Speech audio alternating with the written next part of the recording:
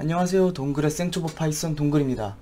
오늘은 이제 조건문하고 들여쓰기에 대해서 제가 알려드릴 건데요. 이제 조건문이 뭐냐라고 말하면은 이제 여러분들 조건 생각하면 뭐가 있으세요? 만약 뭐뭐라면 뭐 이런 게 있겠죠? 근데 영어에서도 만약 뭐뭐라면 할 때 쓰이는 단어가 있어요. 뭘까요? 바로 if입니다. if. 프로그래밍에서도 똑같이 if를 사용합니다. 어떻게 사용하냐면은 if하고 그 오른쪽에 조건식을 같이 사용합니다. 이 조건식에 대해서는 제가 천천히 설명을 드릴게요. 자, 조건식이 뭐냐? 뭐 예를 들어서 1보다 4가 크다, 4가 1보다 크다, 이런 것들이 이제 조건식이 될 수 있는 거예요. 즉 4하고 이런 식으로 4를 적고 그리고 1보다 크다라는 거 표시하면 됩니다. 잘 모르시겠죠? 간단합니다. 일단은 뭐 바로 적어볼게요. if 3, 1 있을 때 1이 3보다 크면이란 뜻이 됩니다. 참이죠? 3보다 1이 크니까 맞게 되는 거겠죠? 자, 여기서 이제 if문이 뭘 뜻하냐면은 만약 1이 3보다 크다면은 아래 이제 if문을 실행해라 라는 뜻이 됩니다. 근데 여기서 이제 컴퓨터가 1보다 3이 큰지 어떻게 할까요? 이럴 때는 알아보는 방법이 있어요. 그냥 프린트 해보시면 됩니다. 프린트 3보다 1이 크다 를 하면은 1보다 3이 크다, 이건 참값이죠? 맞는 거죠? 그래서 출력을 하면은 true가 나옵니다. 컴퓨터는 이 조건식을 true나 false로 바꿀 수가 있어요. 그렇죠? 제가 이걸 왜 했냐면은 if문의 오른쪽에 나오는 조건은 참이 돼야지 실행을 한다는 뜻입니다. 자, 한번 코드를 한번 해볼게요. A는 2, B는 1일 때 if A가 B보다 크다 라고 하면은 지금 이거 맞겠죠? A가 B보다 크다, 2가 1보다 크다, 맞죠? 그렇기 때문에 이 조건식은 참이 되고, 이 조건식 안에 만약에 프린트 A가 있다면은 얘는 실행이 될 겁니다. 왜냐? 이 조건을 충족시켰기 때문에 안에 들어가서 프린트를 실행하게 되는 거예요. 자, 이 조건식 같은 경우는 제가 다음 강의에서도 그렇고 이번 강의에서도 천천히 알려드리겠습니다. 자, 그리고 근데 제가 지금 가장 중요한 걸 설명드리지 않았어요. 자, 뭐냐? 지금 제가 A가 B보다 크다 쓰고 오른쪽에 뭘 찍었죠? 세미콜론을 찍었죠? 이 세미콜론을 찍고 안 찍고의 차이를 제가 보여드릴게요. 일단은 자, 다 지우고 if A가 B보다 크다. 자, 세미콜론을 찍고 엔터를 누르게 되면은 지금 보는 것처럼 앞에 들여쓰기가 됐죠? 자연스럽게. 제가 한 게 아니에요. 여기서 지가 알아서 들여쓰기를 해줍니다. 근데 만약에 이걸 안 했을 경우 어떻게 될까요?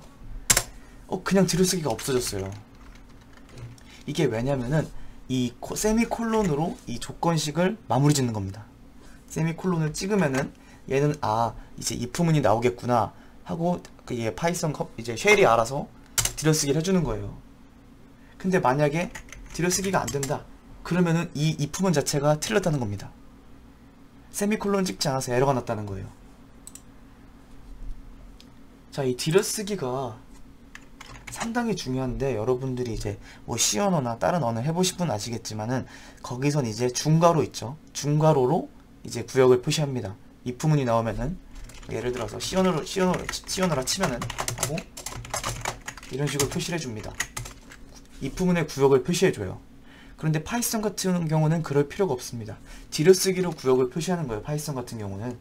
자, 아까 했던 거에서 표시를 하죠. 프린트 A라고 하면은 이 프린트 A는 지금 if문 구역이 있는 거예요. 근데 만약에 여기서 프린트 B를 한다, 얘는 지금 if문 구역이 아닌 if문 밖에 나와 있는 겁니다. 즉 if문하고 아무 상관없는 그런 명령문인 거예요. 이게 파이썬 같은 경우는 들여쓰기가 상당히 중요해요. 왜냐면 들여쓰기로 이제 그 구역을 표시하기 때문에 이 들여쓰기 할 때 정말로 조심하셔야 됩니다. 자, 지금 이 코드를 해석해 보면은 이 파이썬이 아니죠. 이 if문이 참일 경우에 실행 A를 출력하고 그냥 평소에는 무조건 B를 출력하는 거예요. 만약에 이 조건이 반대로 돼 있다면은 얘는 실행되지 않겠죠. 한번 비교해 볼까요? 되는지 안 되는지. 일단은 아까 했던 것처럼 원래대로 해보고 그리고 한번 출력을 해볼게요. 자, 2, 1, 1이 나왔어요. 2가 왜 나왔냐? A가 B보다 크기 때문에 A를 출력한 겁니다. 그리고 그냥 B를 출력한 거고, 그리고 A는 B보다 작지 않아요. 그렇기 때문에 출력을 안하고 B만 출력된 거예요. 자, 이해 가시죠? 근데 여기서 제가 중요한 거 말씀 안 드렸네요. 뒤로쓰기 같은 경우는 이렇게 뭐 직접 되는 경우도 있지만 직접 안 되는 컴파일러도 있어요. 그럴 때는 그냥 기존의 위치에서 탭을 한번 누르시거나 아니면 4칸을 띄시면 됩니다. 근데 칸수는 상관없어요.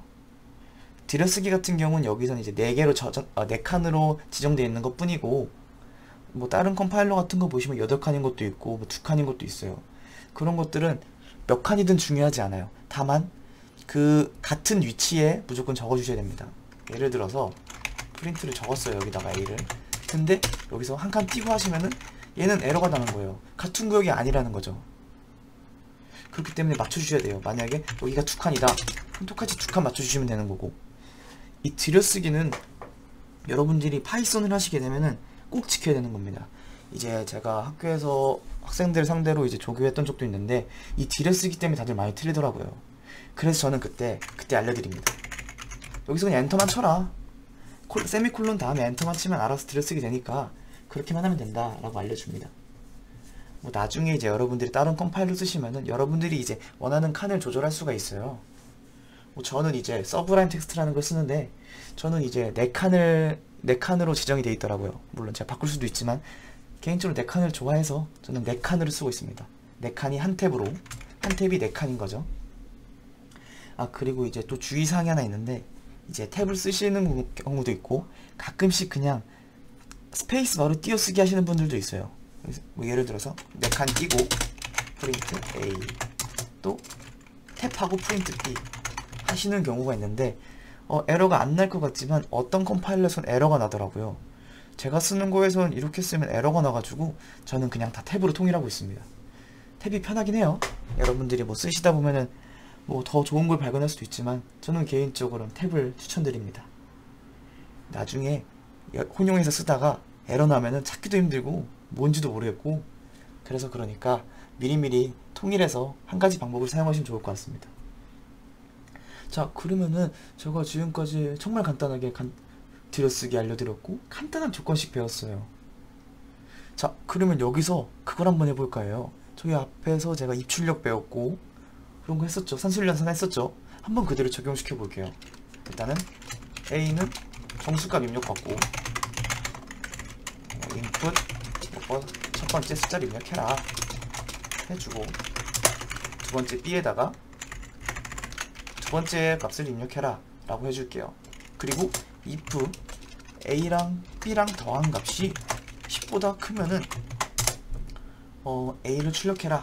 아니지, 이렇게 해볼게요. A와 B의 값은 10보다 크다 라고 해볼게요. 위엔 영어고 아래는 한글인데 제가 영어가 생각 안 나서 그런 거니까 그냥 그러려니 하시면 될 것 같습니다. 자, 만약에 이대로 한번 실행해 볼까요? 어떻게 될까요? 일단은 하고 입력을 받겠죠? 5를 입력받고, 자, 다음에 7을 입력받으면은 5하고 7을 더하면 값은 12가 되겠죠? 그럼 조건이 맞으니까, 저 if문이 조건에 맞으니까 아래 프린트문이 실행돼야 되겠죠? 네, 맞습니다. 5하고 7은 10보다 크니까 그 조건을 if문의 조건을 만족했기 때문에 프린트문이 나오게 된 거예요. 자, 그럼 한번 다른 조건도 한번 넣어 볼게요. 만약에 A-B가 음수다, 0보다 작다, 음수죠.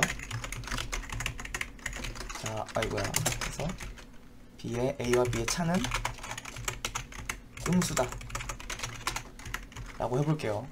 자, 프린트문은 if문을 여러 개 쓰시려면은 지금 제가 한 것처럼 그냥 여러 개 나열하시면 됩니다. 그러면 그냥 그게 if문 여러 개 쓰는 거예요. 자, 여기서 5하고 7을 다시 한번 해볼게요. 자, 5 빼기 7은 마이너스 2죠. 음수죠. 그러면은 이 조건문 5 더하기 7은 12가 되고 5 빼기 7은 마이너스 2니까 두 개 다 만족하겠죠. 그러면은 프린트문이 2개 나와야 될 겁니다. 실행해 보겠습니다. 자, 제가 원하는 대로 나왔죠.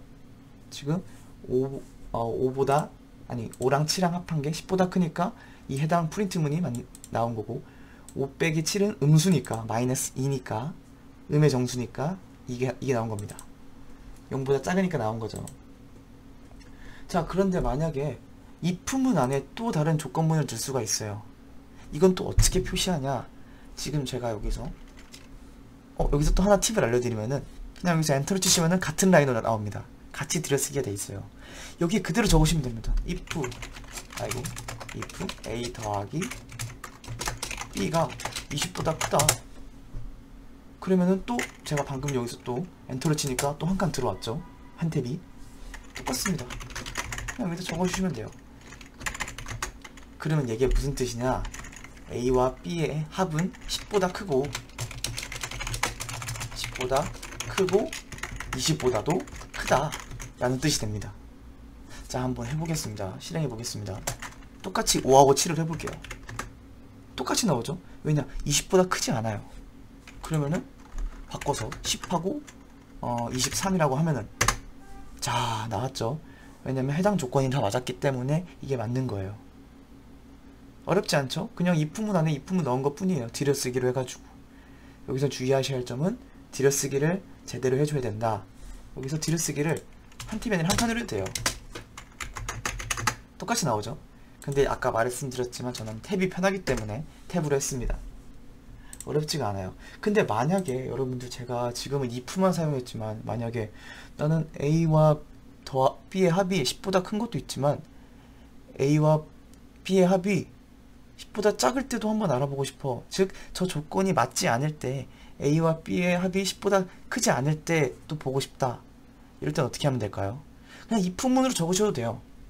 그런데 그럴 필요 없이 자, 제가 여기서 이 if문 내에서 한번 해볼게요. a와 b의 합이 20보다 크지 않을 때를 표시할 때는 자, else로 하시면 됩니다. else, if else문이라고 불러요, 보통. if else, 즉 if의 조건이 맞지 않으면 실행해라 라는 뜻입니다. if의 조건이 참이 아닐 때, 즉 if의 조건이 거짓일 때 이 문구를 이것을 실행하라는 뜻입니다. 자, 이거를 볼까요? a와 이게 무슨 의미냐? 똑같이 엔터 치면은 일로 내려옵니다. a와 b의 합은 10보다 크지만 20보다는 작다 라는 뜻입니다. 작거나 같다죠. 아이고. 자, 왜 작거나 같다냐면은 20보다 큰 거죠. 근데 그거에 반대면은 작거나 같은 겁니다. 작거나 같아를 표시 안 하면은 20이라는 숫자는 붕 뜨게 돼요. 어디에도 들어가지 않습니다. 그렇기 때문에 작거나 같다로 표시한 겁니다. 한번 실행해 보겠습니다. 자, 똑같이 10하고 23이 아니죠. 5를 넣으면은 얘는 합이 15니까 10보다는 크지만 20보다는 작죠. 즉 else문에 들어가게 될 겁니다. 맞죠?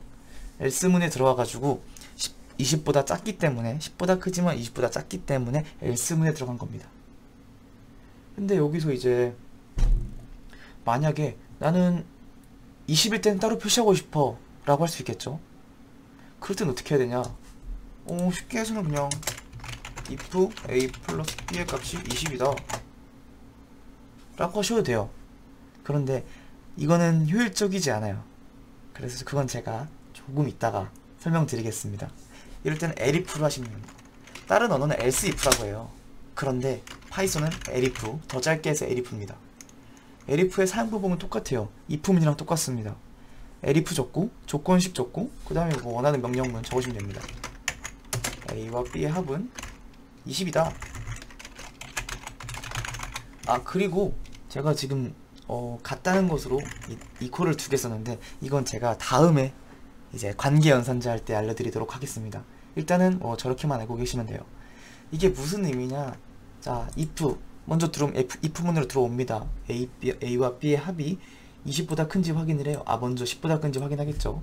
10보다 클 때 또 20보다 큰지 확인을 합니다. 20보다 크면은 얘를 프린트를 하고 그대로 빠져나와요. 아무것도 들리지 않고.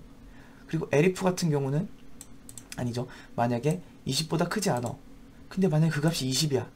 그러면 여기 명령문을 실행하는 겁니다. elif에 있는 명령문을. 만약에 그것도 아니야.